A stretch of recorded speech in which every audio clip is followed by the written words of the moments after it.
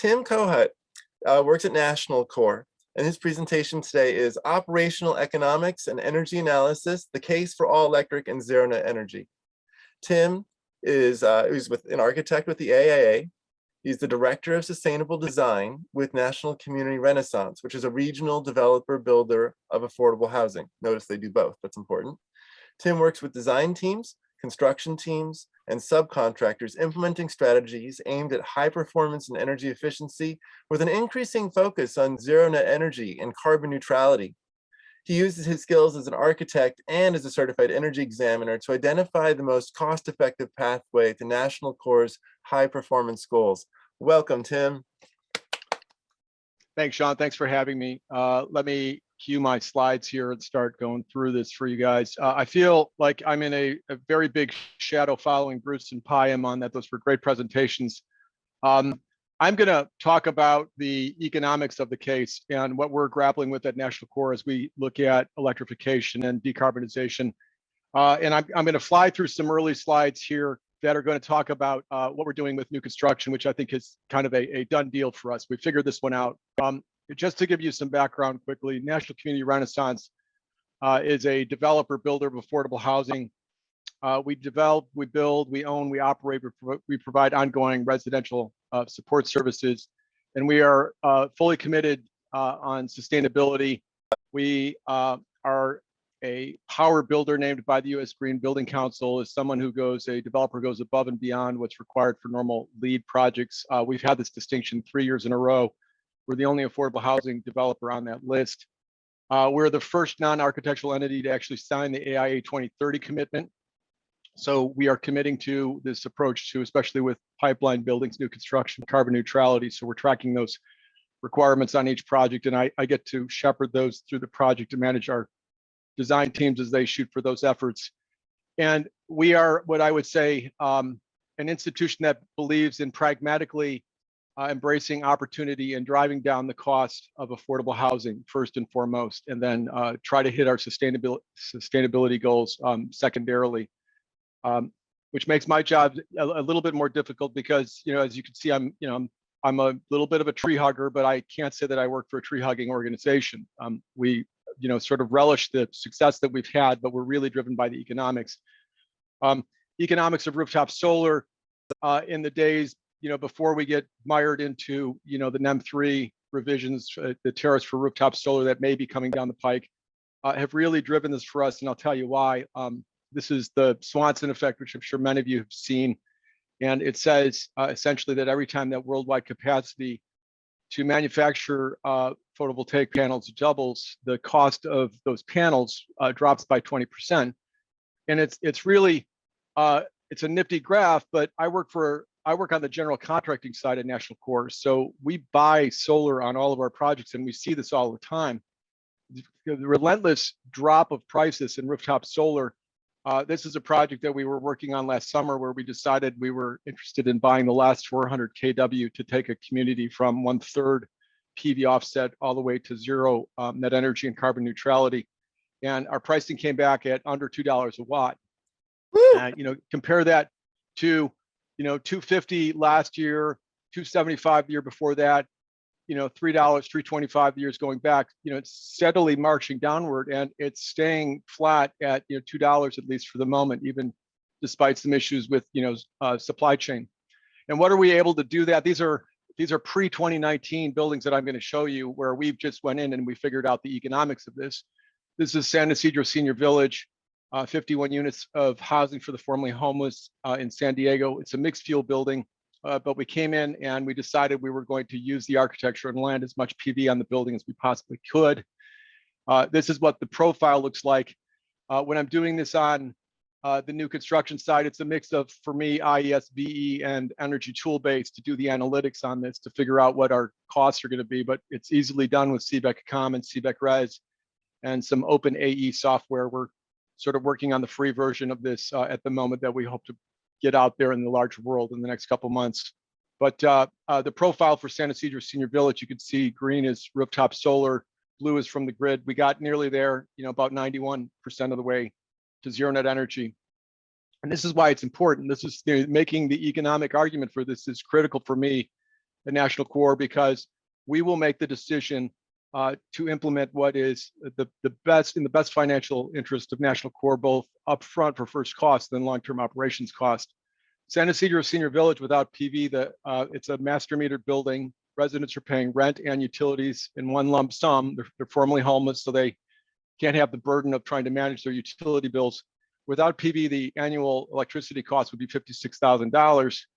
We drop on that PV system on the roof and our bills go down to $9,500, which is a savings of $47,000. May not seem like a lot for a small 51 unit project. When you're building affordable housing, it really adds up.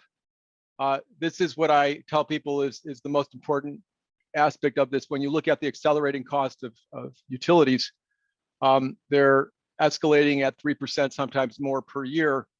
When you can buy the rooftop solar and flatten your cost, what you're essentially doing is keeping that money, diverting it away from payments to the utility companies and investing it in more services for your residents. For us in this project, that $47,000 works out to be about $2 million over 30 years. And in the process, because I could show this revenue, we can service more debt. We can buy more stuff. We can pay for that PV system. We can start to electrify our buildings. Because we have the avoided costs to the utilities, we can increase our construction loans. That is sort of let out, these are all 2016 Energy Code buildings. This is Day Creek Villas. Recently, it finished a year and a half ago in Rancho Cucamonga. 140 units of senior housing with 410 kW of PV on the roof.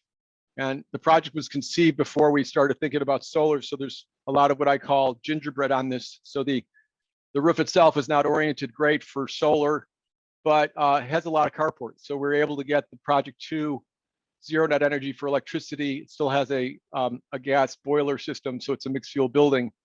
But for our residents, what this means is their utility bills are $7 a month. So housing that is affordable to rent, and then your utilities are permanently affordable, and they will not escalate because of the size of that PV system. This is 101 units of family housing in Ontario, recently completed. This one is zero net energy, all electric with an asterisk. I chickened out and I put a single gas meter in for the dryers, which I'm now working on pulling and putting in electric resistance dryers. See if I can make that change. 368 kW of rooftop solar. And this one we included infrastructure so that we could install an EV charger at every single residential unit. We have 170 parking spaces, but we made sure that 101 parking spaces had conduit for EVs. And then we just planned for, in all of our projects, a load management system, a dedicated meter panel for the EVs with a meter socket so we can get EV charging rates, and then space for a load management system that can take that 40 amp breaker and diversify the load and charge 5 cars at the same time. Someday when our residents are starting to leverage the new SCE rebate, $5,000 for income qualifying families to buy a secondhand EV, we can help them charge that car where they can install their EV charger. For us with new construction, it's all about managing the roof. This one is a nice flat roof. Racking system could have been a little bit tighter, but we had plenty of carport space on this. And again, this was before the 2019 Energy Code. This is all electric Z&E. We were pushed a little bit by ASIC, Affordable Housing, Sustainable Communities funding, to think about this. But as we did this, we figured out the economics of the all electric building and decided that that even with centralized systems, that all electric is more affordable for us to build first cost than the mixed fuel building. Here, Vista Verde, decentralized hot water heating, a ream heat pump hot water heater at every unit. Oh, and Tim, can I ask you, that is like the most important thing I heard you say so far, is that actually lowered your construction costs. Could you expand on that just for a moment? Sure. Yeah, it's a really important point. And this, I again beat the drum that National Corps is not an environmentally driven organization, Sean. So on the construction side, we spent a year studying the cost of what we currently do, which is mixed fuel, centralized heat pump boilers in most projects, and then comparing that to the solution here, which is decentralized individual hot water heaters at each unit, and we do this for family, or we do centralized heat pump boilers for senior housing and special needs housing, where the density of water heaters to units would become higher and drive the cost up. But our cost to fully plumb a unit hover around $20,000 to $25,000 a unit, mixed fuel, all in, all the rough plumbing, the finished plumbing. And when we studied this versus the individual heat pump water heater, the cost was only slightly more expensive for our first project. And then when we got to our central heat pump boiler projects, the cost was actually slightly less. And I'm allowed to say we have not committed to all electric organizationally because we believe in climate change. National Core is agnostic to technologies, but we are driven by finding the lowest first cost that will achieve the longest cost for savings. And having said that, every project that we have in our pipeline, 10 projects under construction, probably another 20 in the pipeline, they're all going all electric. So we've got there, we started to build these things, and we're not looking back. That's fantastic. Yeah, and then, you know, the beauty here, I point this out, that we're at parity. Natural gas is 1/3 the cost of electricity per unit of energy, but because the heat pump water heater is now, and the heat pump boiler is 3.5 times more energy efficient, it's neutral. The cost is neutral. And the beautiful thing is throw on some rooftop solar, and now you've got free hot water. And it's much more affordable for us to hit the targets for heat pump boilers with the flexibility credit that the CEC introduced late in the 2016 Energy Code. You know, thanks, PIAM, for introducing that. You made my life a whole lot easier. But it's a whole lot easier for us to drop in a little like 9 kW, 10 kW system for a heat pump boiler system. And we're doing the big solar anyway. We're not doing small little systems only for hot water. We're doing common area only, or, you know, pure Z&E. Sean, you guys know a lot about this. The utility allowances really play an important factor in this. We work really closely with Redwood Energy to make sure that we're leveraging all of the opportunities for the QAC, California Utility Allowance calculation. Our units have to, residents can pay 30% of their income for rent plus utilities. So the smaller the amount for utilities, the higher the base rents can be.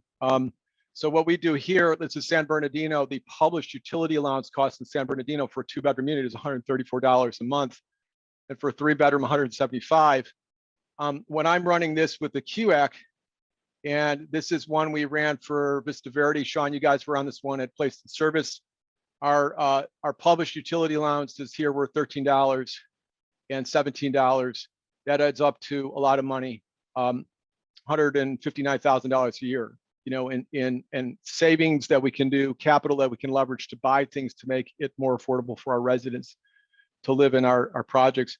The QAC is for new construction only, which is going to lead me to some of my really important conversations on this, which is how do we deal with existing buildings. This is Crestview Terrace, recently open, 184 units of family, ASIC funded, all electric. The entire community is all electric, no natural gas lines coming in. 1/3 offset. We have money left over, and I wanted to take it to zero net energy, but the Housing Authority of the County of San Bernardino is a partner in this, and they were not interested in spending more money on solar, unfortunately. But still a beautiful community, all electric, very small carbon footprint. For us, the real challenges, and I would say that new construction, you know, it's if you are still having the debate about mixed fuel versus all electric, then you're not doing your homework. For us, the ship has sailed. It's all electric. The Energy Code is pushing us in that direction. They're easier to build. There are fewer moving parts, in my opinion.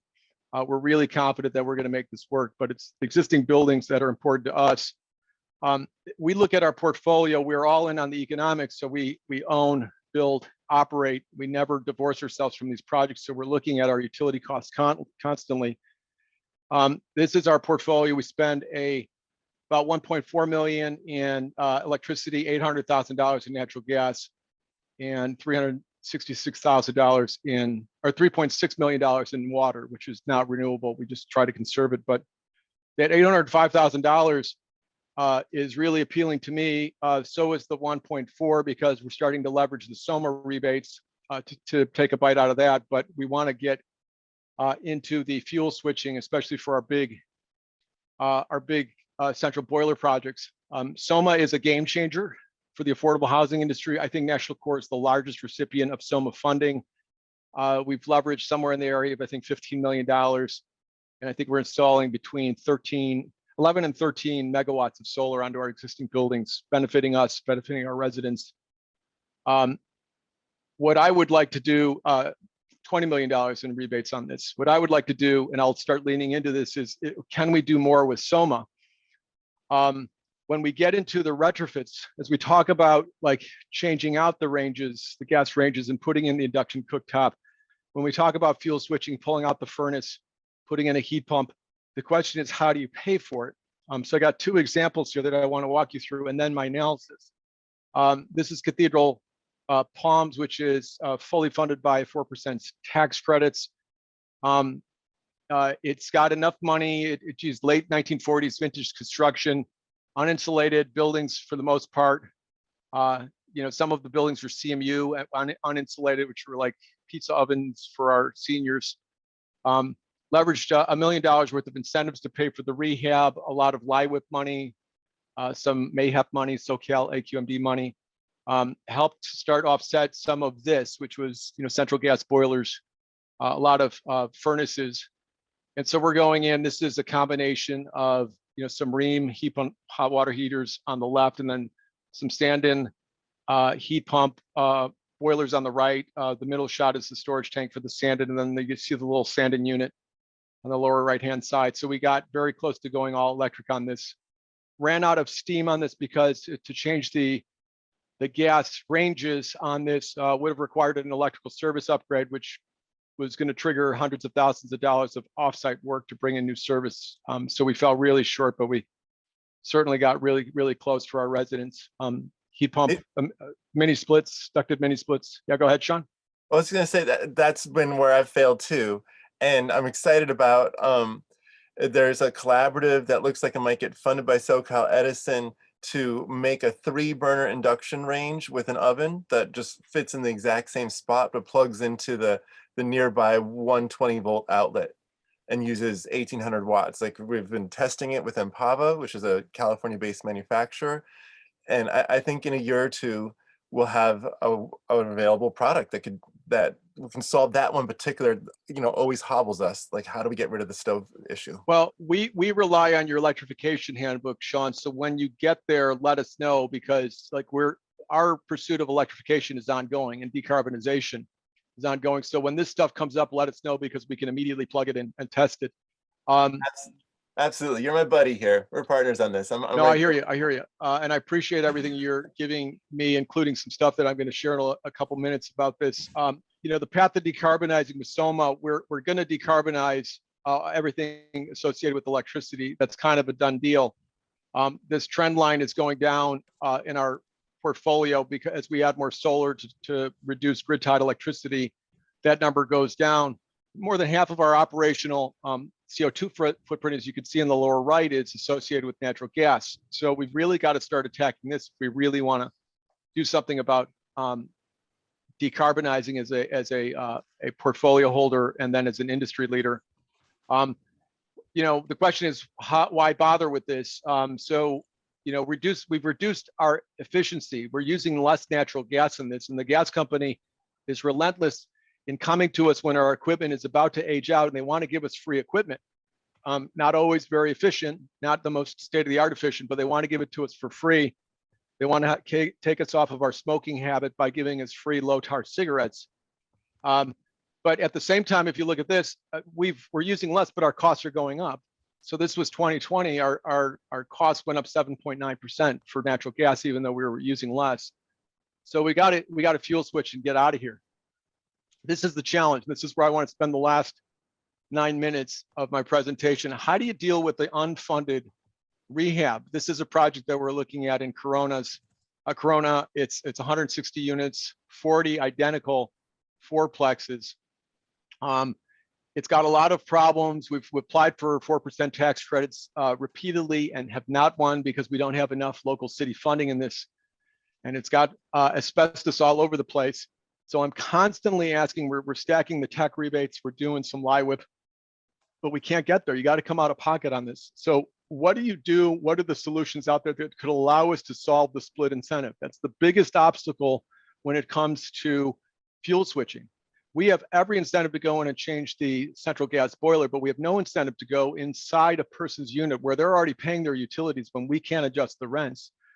So I was kicking this around. I think I saw Drew Johnstone on the participants list. Drew connected me to this document, and I started drilling down in this document. I've been having some conversations with the folks at SCE about this. This is in front of the PUC, a proposal that talks about financing options, including loans, some green bank revolving funds, green bonds, PACE funding, on-bill financing. And I'm going through all these and I'm like, no, won't work. Deed restricted affordable housing, all this stuff works for homeowners.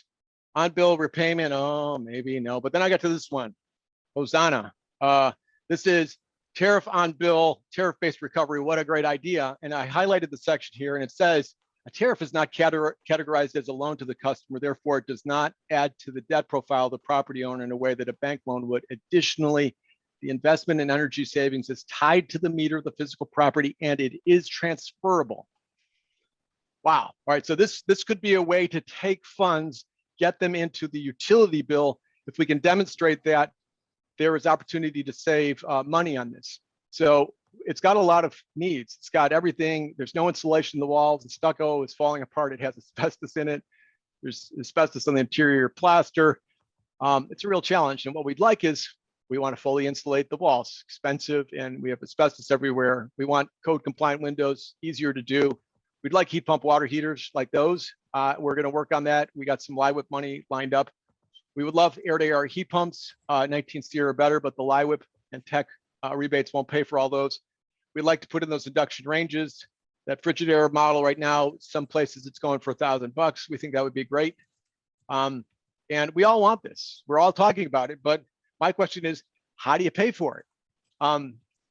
We're waiting for manna from heaven on this. Someone's got to figure out a way to get the residents involved with this. And I think that on-bill tariff recovery is a way to do it. So I ran some quick and dirty studies in heat. The state of California funded this for a couple of years. It came out of UCLA Energy Design Tools Group, and I use it 3 or 4 times a week.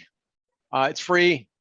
It's available for download. They moved it from the UCLA onto the Society of Building Science Educators website. You can still get it for free. It's great for envelope and energy analysis, and it's great for economic analysis, which I'll show you in a bit.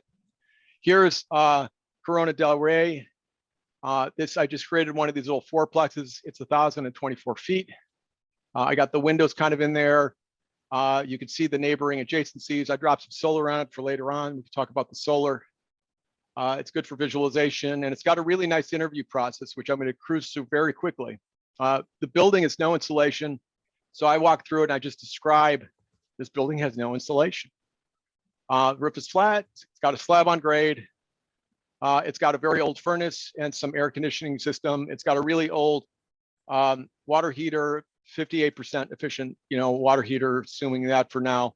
And then this was the key, like how do you model the plug loads? And thankfully Redwood Energy has that great database of energy. So I was texting Sean yesterday and getting this information. He builds in this number, which I think came from the DEER database or from ASHRAE. Sean gave me some better numbers for the therms to cook with gas.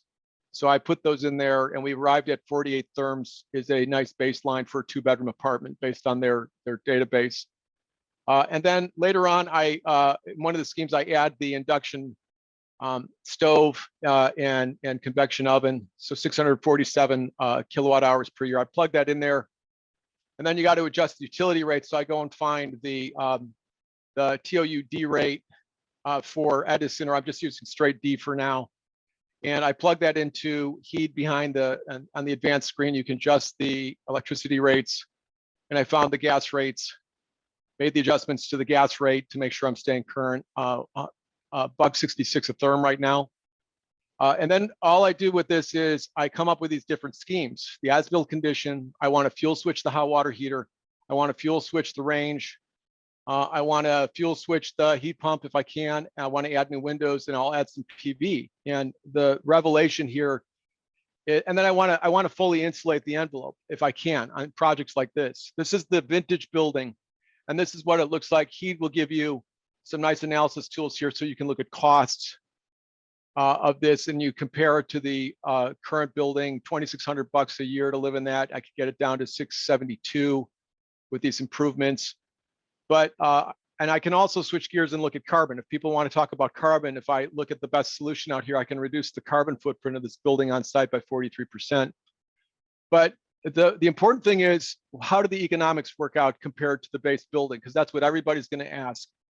And what I came up with here is, like, scheme 3 is the as-built condition. Scheme 4 adds the fuel switch, the water heater. Scheme 5 adds a water heater and a range, an induction range.